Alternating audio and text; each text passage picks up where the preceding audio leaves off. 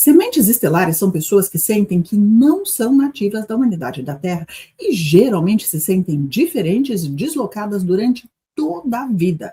O termo é mais conhecido por se aplicar a almas extraterrestres, encarnadas em corpos humanos, mas eu incluo também seres de outras dimensões e realidades paralelas da própria Terra, como os intraterrenos, seres de outras estrelas ou planetas e até de universos e realidades completamente diferentes. Quer testar se você é uma semente estelar? O PhD em psicologia, Dr. Scott Mandelker, fez um questionário de 20 perguntas no livro From Elsewhere, Being It in America, que em português seria De Outro Lugar, Sendo ET na América. Marque sim ou não para cada pergunta. Vamos lá? Parte A, sua infância. 1. Você costumava pensar, fantasiar ou sonhar acordado sobre ETs, OVNIs e outros mundos? 2. Você sentia que coisas comuns ao redor eram estranhas, como o corpo humano, a cor do céu, a gravidade, árvores e a natureza, a arquitetura humana e os adultos ao seu redor? 3. Você sentia que seus pais não eram sua família verdadeira, que tinham um irmão ou irmã perdido, ou um lar em algum outro lugar muito distante, ou se sentia como um órfão ou uma criança perdida? 4. Você tinha sonhos mágicos voando, ou com amigos espirituais invisíveis, ou recebia orientação especial? 5. Você olhava para o céu com saudade e dizia, leve-me para casa, porque estou aqui, ou porque estou tão sozinho. Parte B, sua personalidade. 6. Você é amável, gentil, pacífico e não agressivo, não apenas às vezes, mas quase sempre. 7. Você se sente ferido, triste, confuso pelo mal na humanidade, injustiça e crueldade no mundo? 8. Você sente que dinheiro, posses e uma carreira bem-sucedida não são realmente tão importantes? 9. Você às vezes se sente mais confortável com plantas e animais do que com as pessoas? 10. Você é geralmente sensível, generoso e atento às necessidades das pessoas ao seu redor? Parte C, suas experiências. Pergunta 11. Você se sentiu diferente, fora de lugar e alienado da sociedade durante toda a vida? 12. Você teve sonhos, visões ou avistamentos de OVNIs que inspiraram um crescimento espiritual real? 13.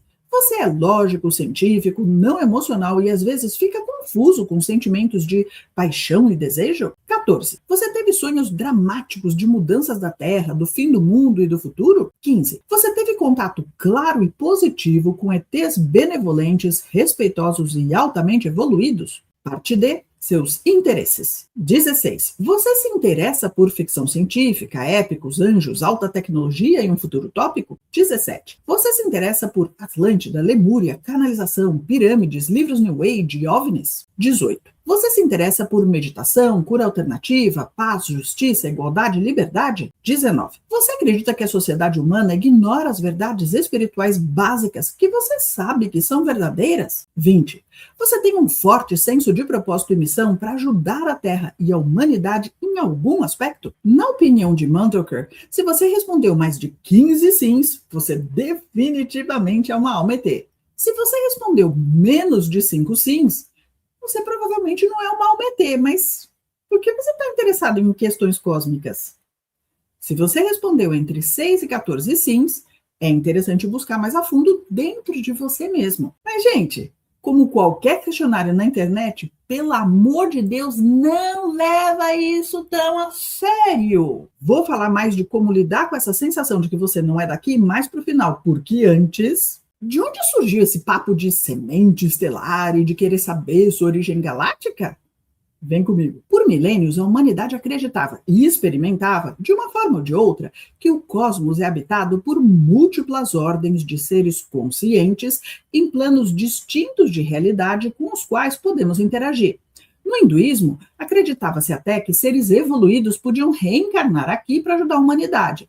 E essa ideia pode ter evoluído milênios depois para de sementes estelares. Em praticamente todas as tradições, figuras divinas ou semidivinas transmitiam conhecimento à humanidade, mas não eram necessariamente vistas como vindo de outro planeta. Para quem, como eu, gosta da teoria dos deuses astronautas, imagina um Anunnaki tentando explicar que vem de outro planeta para um humano de milênios atrás que acha que a Terra é o centro do universo, que a Terra é plana e que as estrelas são luzinhas presas no firmamento.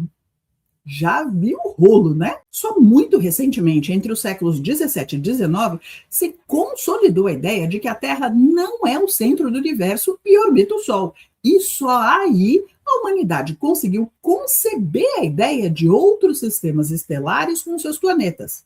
No final do século XIX, aparece a famosa Madame Blavatsky, fundadora da teosofia, juntando a ciência da época com espiritualidade oriental e trazendo o conceito de mestres ascensos. E aí, com a ideia de outros planetas já sedimentada na humanidade, foi um pulinho até dois seguidores muito conhecidos, Leigh Peter e Alice Bailey, expandirem a narrativa e começaram a divulgar que a grande fraternidade branca, que congrega vários mestres ascensos, tinha vários que vinham de Vênus. Passadas mais algumas décadas, na Califórnia da década de 1950, a teosofia borbulhava. Em uma carta, Desmond Leslie, coautor do contatado George Adams, escreveu: "Não sei o que aconteceu, George, mas todos os médiums, de repente, se livraram dos guias indianos e substituíram por pessoas do espaço." Essa frase bem-humorada do Leslie ilustrava uma mudança cultural marcante na época.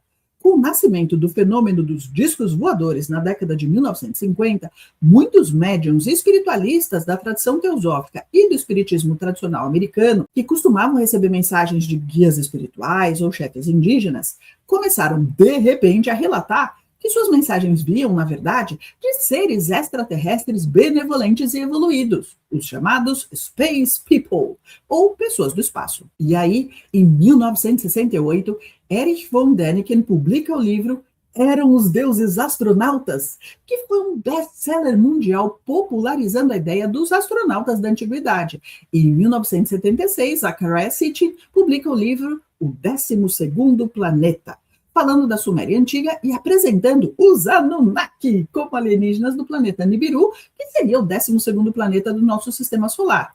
E claro que eu li esses dois livros. No mesmo ano de 1976, Brad Steiger publica o livro Gods of Aquarius, que em português seriam Deuses de Aquário, dizendo que OVNIs não seriam só visitas alienígenas, mas sinais de uma metamorfose espiritual e mental da humanidade. Steiger sugere que a humanidade estaria entrando numa nova era em que as capacidades como telepatia, cura e formas não convencionais de energia se tornariam mais acessíveis. E é esse livro que apresenta o termo Star People, ou pessoas das estrelas, que estariam ligados a inteligências extraterrestres, muitas vezes por meio de vidas passadas ou de alguma origem não humana. Em 1982, Ken Carey publica mensagens canalizadas no livro The Starseed Transmissions, que seria em português Transmissões da Semente Estelar, falando que humanos esqueceram quem realmente são e o despertar espiritual consiste em recuperar a ligação com a consciência de unidade, ou seja, que somos todos um. E aí o termo semente estelar ou Star Seed começa a ficar famoso e a substituir o anterior, Star People. Na década de 1980 aparecem também as canalizações da Lei do Uno, que usa o termo andarilhos ao invés de semente estelar para descrever almas mais evoluídas da quarta, quinta ou sexta densidades que escolhem encarnar na terceira densidade da Terra para ajudar na colheita e elevar a vibração planetária. A Lei do Uno menciona uma confederação de planetas e habitantes de outros planetas do nosso sistema solar. Pulando mais alguns anos, em 2002, a hipnoterapeuta Dolores Cannon publica As 3 Ondas de Voluntários e a Nova Terra.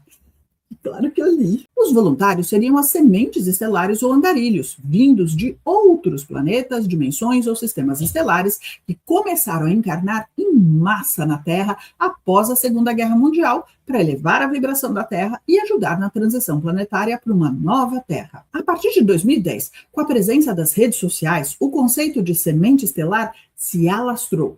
E a partir de 2020, viralizou no TikTok, Instagram e YouTube. Uma pesquisa na internet pelo termo traz mais de 4 milhões de resultados. E o conteúdo com a hashtag Starseed acumula mais de 1 bilhão de visualizações no TikTok. Como se sente uma pessoa que se vê como semente estelar? Geralmente, os sentimentos mais presentes são de ser diferente de todo mundo e de não se sentir em casa entre a humanidade da Terra. Por isso, não estranha que a descrição que circula nas redes sociais diz: ser uma semente estelar é uma experiência muito solitária. Parece que ninguém te entende e parece que tua família não te entende. Mas vou te contar que para alguns o nome disso é adolescência, tá?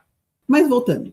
É muito comum que quem se entende como semente estelar sinta dor pelo isolamento e pelo não pertencimento. E pior, conheço muita gente espiritualizada que passa boa parte do tempo odiando estar aqui na Terra com a humanidade.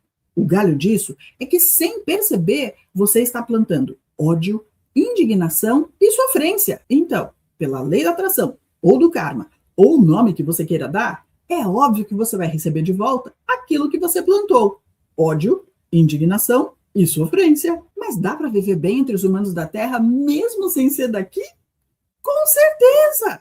Se você está pronta para fazer as pazes com os terranos, a próxima pergunta é: como? O jeito mais fácil é você procurar sua tribo. Ficar esperando que quem não gosta de você passe a te amar algum dia geralmente não funciona. Então, que tal sair das relações e grupos onde você está por carência e procurar conexões positivas? Nesse processo de ascensão planetária, passamos por vários momentos em que relações foram saindo da nossa vida e tivemos que encontrar gente nova para conviver. Faz parte do processo. Minha primeira sugestão é você procurar grupos presenciais na sua cidade ou bairro dos assuntos que mais te interessam. Isso vai exigir que você procure e depois que tente frequentar esse grupo. Para os mais corajosos, que tal abrir um grupo você mesma? Pode dar um monte de problema no caminho? Com certeza! Aí você parte para o próximo grupo. Se por qualquer motivo você não encontrou nenhum grupo presencial, procure grupos online dos temas que você gosta. Tem um monte deles nas redes sociais. Mas não fique só ouvindo o que os outros falam. Comece a interagir. De que outra forma você pode fazer novos amigos se ninguém sabe quem você é e o que você pensa? E entre em contato com os membros do grupo no privado. Amizades precisam ser cultivadas como qualquer relacionamento. Esse senso de comunidade é tão importante que eu faço questão de incentivar as pessoas que participam dos meus cursos e grupos de estudo a se conhecerem. E fico muito feliz toda vez que eu vejo novas amizades surgindo. Mas eu só posso criar o espaço e dar um incentivo. O resto é com cada um. E faço aqui outro alerta. Seu isolamento pode ser uma fuga de ter que fazer o trabalho interno. Na relação com outras pessoas, seus monstros internos aparecem rapidinho. E aí, você prefere continuar reclamando que está sozinha ou vai bater a poeira e enfrentar o desafio de encontrar sua tribo? Segundo John Cacioppo, um renomado neurocientista social e psicólogo americano e autor do livro Solidão, a natureza humana e a necessidade de vínculo social, a solidão não é apenas um sentimento de isolamento, mas sim um sinal biológico de alerta, equivalente à fome ou à sede, que avisa quando nossa segurança está ameaçada pela falta de conexões humanas. Cacioppo defendia que a solução para a solidão não está na quantidade, mas sim na qualidade das relações. Basta uma conexão mútua profunda e altamente satisfatória para eliminar o sentimento de isolamento, pois a verdadeira satisfação social e a sensação de segurança de nossa espécie dependem de termos alguém com quem possamos contar e ser inteiramente nós mesmos. Por isso dizem que a fome social se sacia com a profundidade do vínculo e não com o tamanho da rede de contatos ou o número de seguidores nas redes sociais. Uma forma de lidar com a dor do isolamento e do não pertencimento é acreditar que você não se encaixa porque você não pertence daqui, você veio de outro lugar para uma missão. Só toma cuidado, porque quando mal usada, essa estratégia simplesmente substitui os sentimentos de inferioridade por sentimentos de superioridade espiritual. E aí vemos o povo que diz, com o nariz empinado, que é pleiadiano, ou siriano, ou arcturiano, ou ser da 27ª dimensão, ou qualquer outra coisa para explicar como ele ou ela é, obviamente, melhor que os réis mortais. Mas a estratégia da missão de vida pode ser usada para o bem. Veja o exemplo do Viktor Frankl, que foi um renomado neuropsiquiatra austríaco e fundador da logoterapia. Ele sobreviveu a campos de concentração nazista durante a Segunda Guerra Mundial, incluindo Auschwitz. E convenhamos que a experiência dele foi muito pior que a minha ou a sua, né? Em 1946, ele conta essa experiência no livro Em Busca de Sentido, um dos maiores clássicos da psicologia e da literatura mundial, defendendo que a nossa liberdade última reside na capacidade de escolher a nossa própria atitude diante das inevitáveis adversidades da vida. Frankl propôs que a solidão profunda muitas vezes não é a causa do sofrimento, é o sintoma de uma ausência de sentido. pois quando a vida tem direção e propósito, a solidão se torna suportável. Assim, ao invés de perguntar como encontro mais pessoas para conviver, a pergunta passa a ser: o que quero fazer com a minha vida? E a reconexão com a humanidade surge como consequência natural e resultado indireto do engajamento com propósitos reais. Então pergunto: você encontrou significado ou segue uma missão de vida? Conta aqui no chat. Antes de abordar qualquer método, vale separar os conceitos. Missão de vida pressupõe que existe algo específico que você veio fazer, uma tarefa, vocação ou propósito externo a ser descoberto, um chamado divino. Significado de vida é mais amplo e mais agnóstico.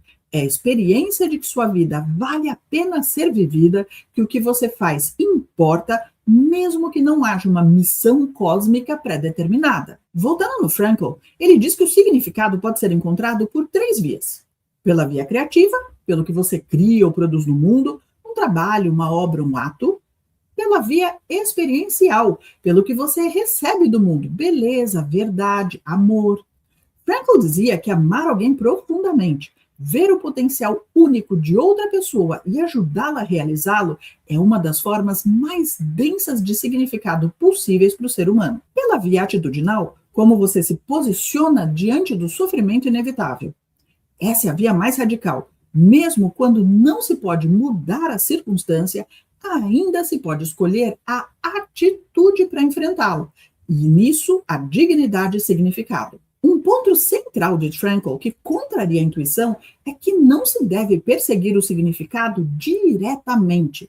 Ele chamou isso de hiperintenção. Quanto mais você tenta encontrar seu propósito de vida como objetivo principal, mais ele escapa. O significado aparece como subproduto do engajamento genuíno com pessoas, causas e tarefas, não da introspecção isolada. Outra abordagem é o conceito japonês de Ikigai, literalmente razão de ser, que oferece um mapa prático baseado em 4 perguntas. O que você ama fazer? O que você faz bem? O que o mundo precisa? Pelo que você pode ser remunerado? Ou o que é sustentável? O Ikigai está na interseção dessas 4 dimensões. Essa estrutura evita 2 problemas opostos. De um lado, o idealismo puro do tipo, faça o que você ama independente de tudo. E do outro, o pragmatismo puro do tipo, faça somente o que é útil e sustentável. É interessante que quem busca uma missão de vida pode paralisar, esperando uma revelação, enquanto que o significado da vida pode ser construído de forma mais gradual e concreta. A pessoa que se engaja com um trabalho, com outras pessoas, com uma causa, com uma prática, e depois reflete sobre o que esse engajamento revelou, tem muito mais material para trabalhar. Em resumo, o significado se descobre andando, não parado. E frequentemente ele já está presente em coisas que você já faz, mas que ainda não reconheceu como significativas porque são comuns e não parecem grandiosas o suficiente. Se você cansou de olhar para o céu sentindo saudade de casa e decidiu que é hora de construir o seu lar aqui na Terra, não passe esse processo de transição planetária e despertar sozinha. Participe dos cursos Akashamoto. Lá, muito mais do que acessar o conhecimento técnico e espiritual, você pode finalmente encontrar sua tribo. Pessoas que vibram na mesma frequência, que entendem as suas buscas e que estão prontas para caminhar do seu lado. O link está aqui na descrição do vídeo. Vem fazer parte da nossa comunidade e descubra que você nunca esteve só.